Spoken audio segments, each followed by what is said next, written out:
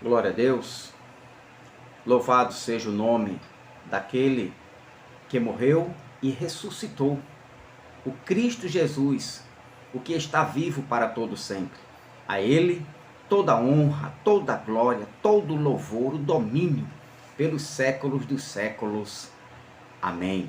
Bendito seja o nome dele. Bom, eu sou o pastor Van e quero dar continuidade a esse estudo, né, que é polêmicos, né, para alguns, para algumas religiões, mas para nós não, nós que entendemos, que compreendemos, né, da forma mais fácil, mais coerente, tá bom? Segundo o que quer dizer o texto, tá certo? Então, como eu fiquei, né, de trazer para vocês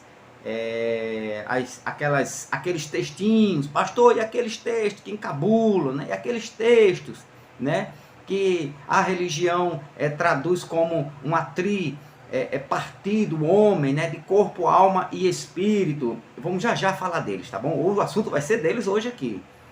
Eu peço a você, encarecidamente, que continue orando por mim, pelo seu amigo, seu irmão, que vos fala, o pastor Van, aqui estou, e também que você se inscreva no canal, tá certo? Me dá essa força aí, me dá essa confiança, se inscreva no canal. O assunto é interessante, o assunto é bom, o assunto é extremamente importante, né? Que é a constituição do homem, né? O homem é tripartido, o homem é corpo, alma ou espírito, ou o homem tem, né? O homem, né? Ele traz em si, na constituição dele, né? Corpo, ele é alma e espírito, né? Então os estudos anteriores, né? Já tenho recebido alguns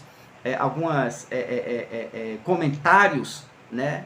Dos irmãos, de que, pastor, eu nunca tinha visto dessa forma, né? Mas realmente esta forma é melhor de ser entendido e se aproxima da verdade, né? Não vamos dizer, porque a verdade não está em nós, a verdade está nas Escrituras, a verdade é Cristo, o Espírito de Cristo é a verdade. Então, é melhor entender desta forma, certo? Quando o Eclesiastes 12:7 diz que Deus formou o homem de corpo, a parte mortal, e espírito ou alma, a parte imortal, que sobrevive à morte, tá bom? Então, esse assunto, ele mexe diretamente com a religião, a igreja evangélica pentecostal, né? Uma boa parte dela acredita que o homem é constituído de 3 partes, corpo, alma e espírito, e ele vai usar justamente esse texto que eu vou usar agora, tá certo? 1 Tessalonicenses 5:23.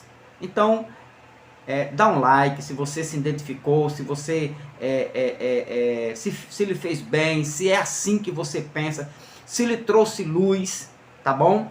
Então o nome do canal é Iluminados pela Graça, Iluminados pela Graça. E se inscreva, eu lhe peço a você, me ajuda, se inscreva, tá bom? Então, porém, vamos lá, vamos ao assunto, vamos agora crescer na graça e no conhecimento, vamos lá?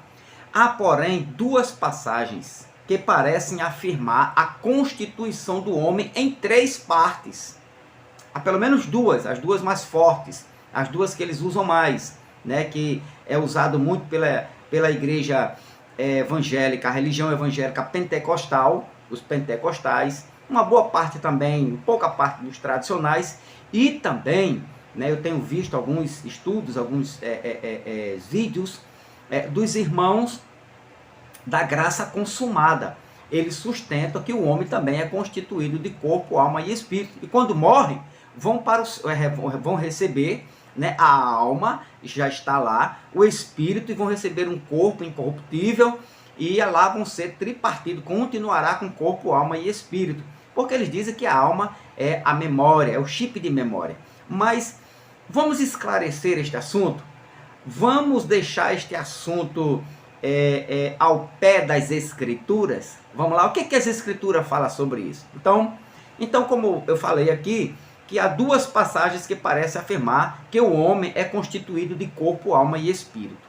E nessas duas passagens estão apoiados uma boa parte da religião evangélica, dos pentecostais e os irmãos da escatologia consumada.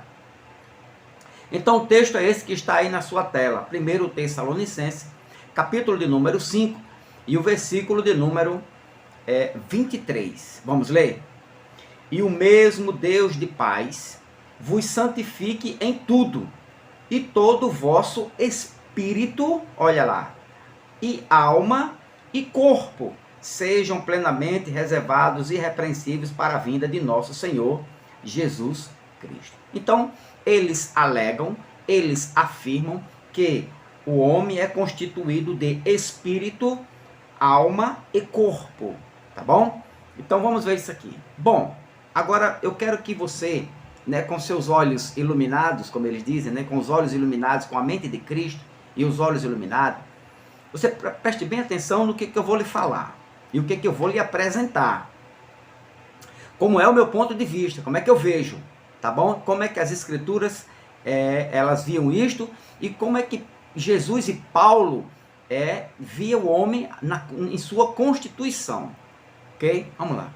Se seguirmos que o homem é constituído, esse versículo, presta atenção aqui.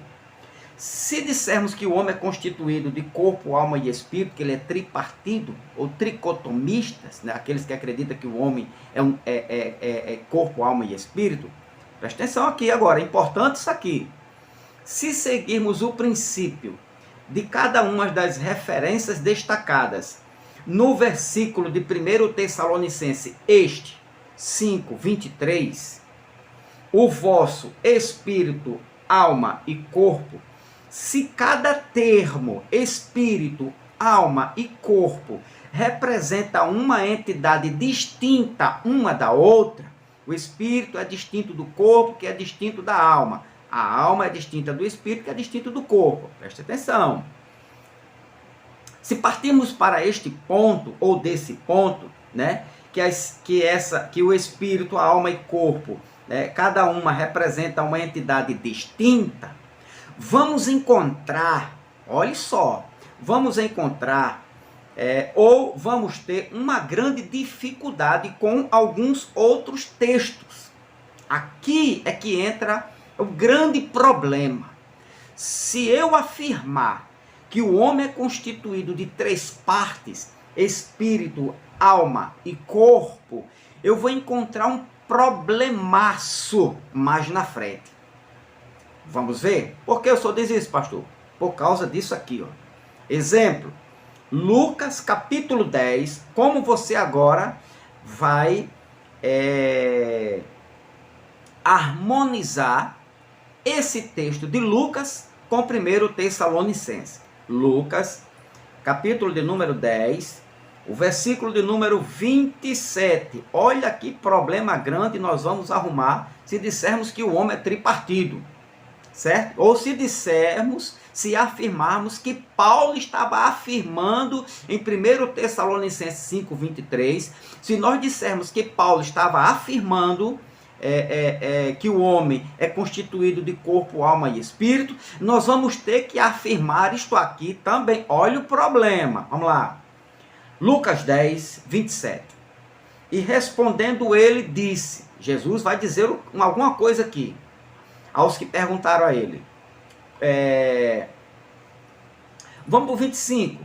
E eis que se levantou um certo doutor da lei, tentando e dizendo, mestre, que farei para herdar a vida eterna? E ele lhe disse, que está escrito na lei. Como lês? Olha só, o que está escrito na lei. Como é que você lê isso aí? Como é que você entende isso? 27. E respondendo ele disse, Jesus disse agora, respondendo, amarás ao Senhor teu Deus, olha só, de todo o coração, de toda a tua alma e de todas as tuas forças e de todo o teu entendimento, e ao teu próximo como a ti mesmo. Olha o problema que a gente vai arrumar agora. Como é que você pode agora conciliar esse texto com 1 Tessalonicenses? Vamos ter que diminuir ou acrescentar alguma coisa. Calma. Vamos lá. Se dissermos que 1 Tessalonicenses, capítulo 5, repito, versículo 23, o homem é constituído de corpo, alma e espírito, ele é tripartido. E aqui, o que é que você me diz desse versículo aqui? Vamos ler de novo. E respondendo Jesus, ele disse, amarás, e respondendo ele disse, amarás ao Senhor teu Deus de todo o teu coração, e de todo o teu coração, de toda a tua alma, 2, de toda a tua força, 3, e de todo o teu entendimento, 4. Olha que confusão. Olha agora o que a gente foi arrumar. Tá entendendo? Por que nós não podemos afirmar que 1 Tessalonicenses capítulo 5, versículo 23? Aqui temos não 3, mas 4 entidades. Correto? Não temos 3, corpo, alma e espírito, mas temos 4. Por quê? É difícil harmonizá-los com os 3 de 1 Tessalonicenses 5, 23. Sim, aliás, apenas um deles se repete, a alma. Olha, vamos ler direitinho. E respondendo, ele diz, como é que se deve amar a Deus? Como é que o homem, se ele é tripartido, né? Se ele tem 4 entidades, se ele tem 2, se ele tem 5, você vai chegar a um texto aqui, que você vai ver que o homem é constituído de 5. Aqui aparece 3, 4, olha só. E respondendo, ele disse, amarás, olha como é que você deve amar a Deus. Amás o Senhor, teu Deus, de todo o coração. Amar a Deus de toda a tua alma. Está lá em 1 Tessalonicenses 5, 23. Amar a Deus de todas as tuas forças. 3. Amar a Deus de todo o teu entendimento. Está vendo? 4. Alma, coração, força e entendimento. E agora? É um problema ou não é? Então o homem é constituído aqui, o homem tem 4, é constituído de 4, ele tem 4 entidades nele, corpo, alma, espírito, entidade, pensamento, coração. É difícil ou não é você chegar assim, não, 1 Tessalonicenses 5, 23, Paulo está dizendo isso. Aqui também o texto está dizendo isso, que para amar a Deus, você só pode amar a Deus com nessa capacidade, nessa condição. Amar a Deus de coração, amar a Deus de toda a tua alma, amar a Deus de toda a tua força e de todo o teu entendimento. Então, veja que aqui só aparece uma entidade de 1 Tessalonicenses 5, 23, que é a alma. E outra coisa, outra observação, nem o espírito aparece aqui. Só a alma. Mas o espírito não aparece. Mas o espírito está aqui, que você não está conseguindo enxergar. Que você crê que o homem é constituído de 3. Eu creio que o homem é constituído só de 2. Mas pastor, e 1 Tessalonicenses? Aí eu lhe pergunto, e Lucas 10, 27? Como é que fica? Muito bem, vamos para frente, vamos devagar. Ok? A simples menção, presta atenção, a simples menção dos termos espírito e alma, um ao lado do outro, olha só, um ao lado do outro, vamos voltar lá, primeiro, Tessalonicenses, ok? 1 Tessalonicenses, capítulo 5, versículo 23. Então, e o mesmo Deus de paz vos santifique em tudo. Em tudo o quê? Corpo, alma e espírito. Bom, a simples menção dos termos espírito e alma, um ao lado do outro, ou força, entendimento, alma, coração. Preste atenção que linguagem é esta. Corpo, alma, espírito, entendimento, coração. Então, bem, um ao lado do outro, não prova que, segundo a Escritura, são 2 substâncias distintas. Corpo e espírito. Alma e espírito. Não prova que são 2 substâncias distintas, ok? Quando está escrito, quando você vê na Escritura, né, isso aqui, santifiquem tudo, espírito e alma. E isto não prova que são 2 substâncias distintas. Assim também, em Mateus 22, olha lá, Mateus 22, versículo 37. Olha o que é que diz. E Jesus disse-lhe: amarás o Senhor teu Deus de todo o teu coração, uma entidade, de toda a tua alma, duas entidades, e de todo o teu pensamento. Você tem que amar desta forma, o coração tem que amar, a alma tem que amar, o espírito tem que amar, o entendimento tem que amar, o coração tem que amar. São 5. Presta atenção, presta atenção. Então, duas substâncias, uma ao lado do outro, ou dois termos de um ao lado do outro, corpo, alma e espírito, ou aqui, ó, coração, alma e pensamento. Entenda isto aqui, você que é da escatologia consumada, entenda isso aqui. Então, esse texto também não prova que Jesus considerava o coração, a alma e o entendimento como 3 substâncias distintas. Eu poderia dizer, olha aqui também, 3 substâncias distintas: entendimento, alma e pensamento. E ainda estava faltando um aqui, viu? Que era o espírito.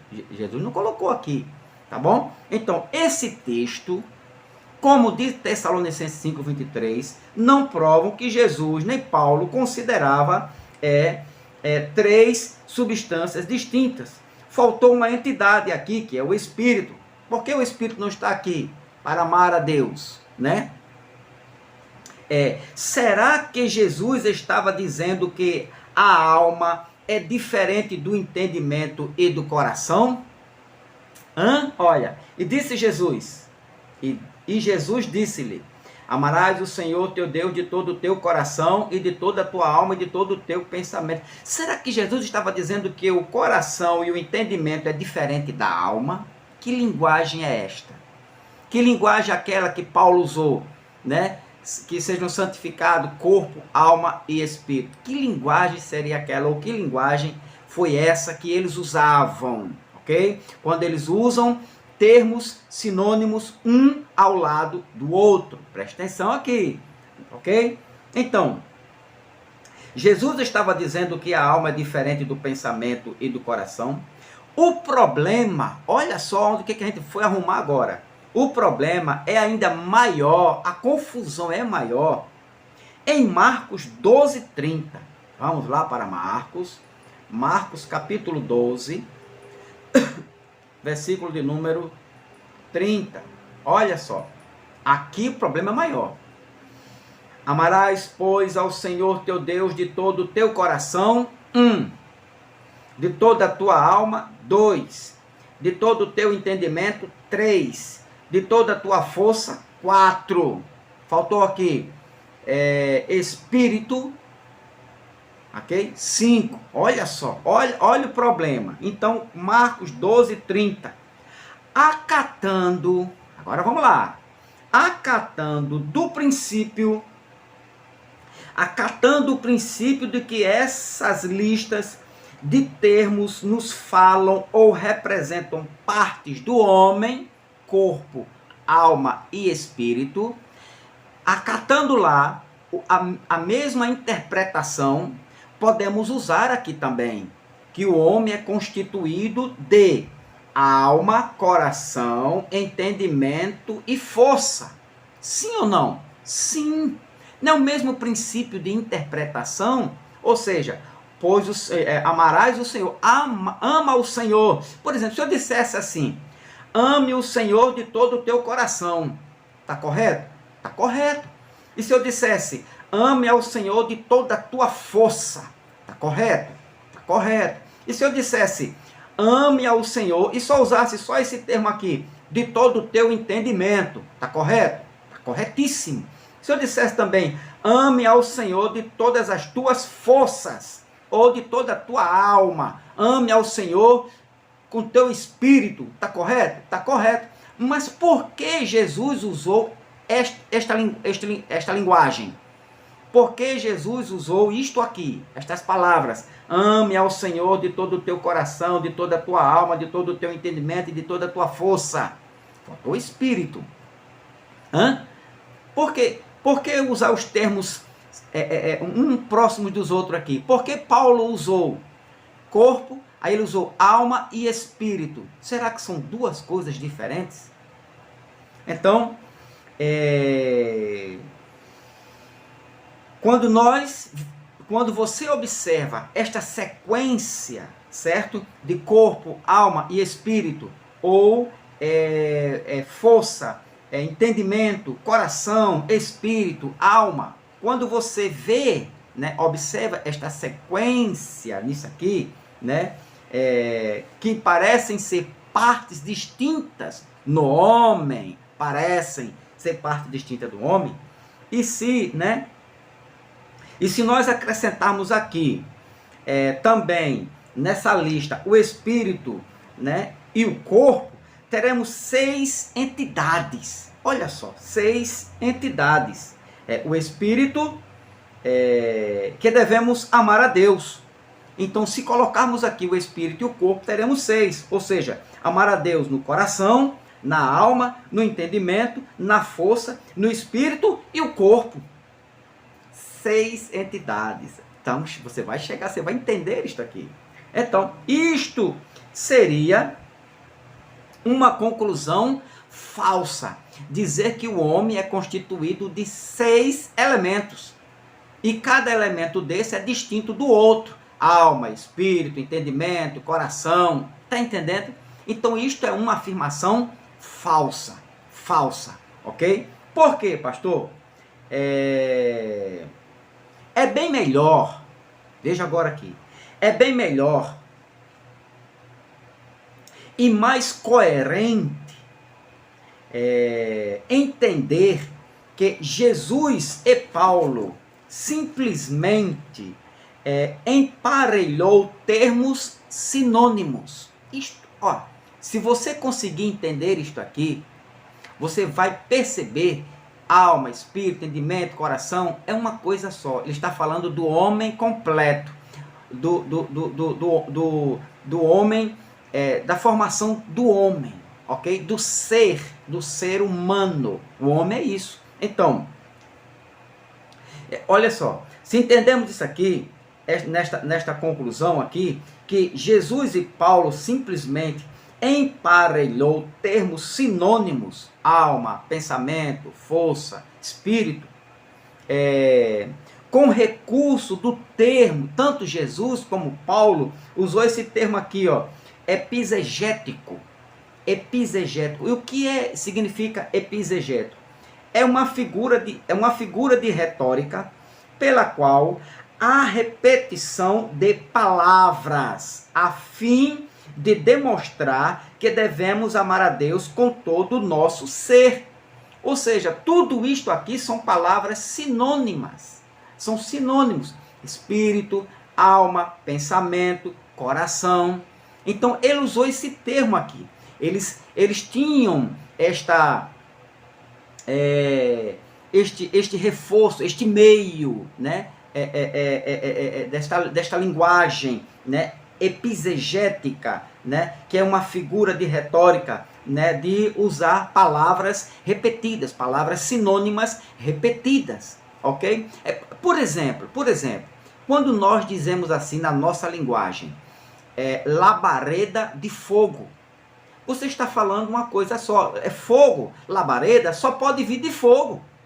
Se você disser para um bombeiro civil ou um bombeiro militar, a empresa produziu os grandes labaredas, ele vai entender que foi de fogo, não foi de água, não foi de vento, labareda só pode ser de fogo. E por que nós repetimos labaredas de fogo? Está entendendo? Isto sim é epizegético, é uma linguagem epizegética, tá bom? É um sinônimo que eu usei. Outra coisa, quando nós dizemos quando termina um reboco de uma casa, terminou o reboco de uma casa, você usa a seguinte linguagem, deixa eu lembrar aqui, acabamento final. Acabamento final. Ou seja, você está usando aqui duas palavras sinônimas. É a mesma coisa. Se você disser, pronto, terminou o acabamento, você disse que chegou no final. Se você disser final da parede, acabamento. Porque acabamento só pode ser final. Tá entendendo? Então veja que quando Jesus usou isso aqui, ó, amarás, pois, o Senhor teu Deus de todo o coração, de toda a tua alma, de todo o teu entendimento e de todas as tuas forças. Ele usou simplesmente esta linguagem de sinônimas para dizer a mesma coisa. Ame a Deus, né, de todo o teu ser, né? Ele estava querendo dizer, demonstrar que devemos amar a Deus com o nosso ser, tá bom? É uma linguagem epizegético. É para quem estuda um pouquinho, né, teologia, essas coisas, entende o que eu estou falando. Então, se você voltar lá, ok? Então veja que aqui não são entidades diferentes, mas isto aqui são linguagens sinônimas, tá bom? Corpo, alma, espírito, olha só, coração, alma, entendimento, força, espírito, é a parte espiritual do homem, tá bom? E corpo é a parte material do homem, mesma coisa que 1 Tessalonicenses 5, versículo de número 23, que diz: e o mesmo Deus de paz vos santifique em tudo, vosso corpo, alma e espírito. É uma coisa só, alma e espírito, tá bom? Então Paulo também, ele usou esta linguagem de palavras sinônimas para dizer a mesma coisa. Isso não quer dizer que o homem é constituído de corpo, alma e espírito, tá bom? Ok? Então, para a gente concluir aqui, nem Jesus, olha só, nem Jesus e nem Paulo poderia ter pensado na alma e no espírito como duas substâncias diferentes. Isso é interessante isso aqui. Nem Jesus e nem Paulo poderia ter pensado na alma e no espírito como duas substâncias diferentes. Porquanto, em outros lugares da Escritura, eles dizem que o homem consiste em duas partes. Então, como é que Paulo iria dizer aqui que o homem é constituído de três partes em 1 Tessalonicenses, se em Romanos, olha só, Romanos, capítulo 8, e o versículo de número 10. O que é que diz? Versículo 10. E se Cristo está em vós, o corpo, uma parte, na verdade, está morto por causa do pecado. Mas o espírito, a segunda parte, vive por causa da justiça. Cadê a alma? Cadê o pensamento? Cadê o coração? Cadê o entendimento? Cadê a força? Quando ele diz espírito, ele já resumiu tudo. Já disse que o homem é constituído disto aqui. Se ele dissesse também o corpo e o pensamento, o corpo e o coração, é a mesma coisa, tá bom? Então, Paulo usou sempre, Paulo acreditava que o homem era constituído de duas partes. Vamos ver outra aqui. Capítulo 10 de Romanos, versículo de número... Perdão. 1 Coríntios, capítulo de número 5. Olha só como é que Paulo acreditava que o homem era. Versículo 3. E eu, irmãos, não vos pude falar como os espirituais. 1 Coríntios, capítulo de número 5. Vamos lá, capítulo 5, versículo 3. Porque ainda sois carnais, pois havendo entre vós invejas, contenda, dissensões, não sois porventuras carnais, e não andais segundo os homens. 1 Coríntios, capítulo 5, versículo 3. Aqui. E eu, na verdade, agora aqui vai. E eu, na verdade, ainda que ausente no corpo, mas presente no espírito, que Paulo não usou a alma, né? Ou o coração, ou a mente, ou o entendimento, tá certo? E eu ausente no corpo, mas presente em outra entidade, na espiritual, no espírito, corpo e espírito. Como é que Paulo usa diversos textos e vai usar um texto, dois textos, para dizer que o homem é constituído de corpo, alma e espírito? Vamos lá, tem mais. Agora versículo 5, ele diz: seja este tal entregue a Satanás para a destruição da carne, para que o espírito, duas, seja salvo no dia do Senhor Jesus. Amém? Então, será salvo quem? A alma ou o espírito? O espírito. Ou a alma, como queira. Tá certo? Capítulo 7, ainda. Capítulo 7, versículo 34.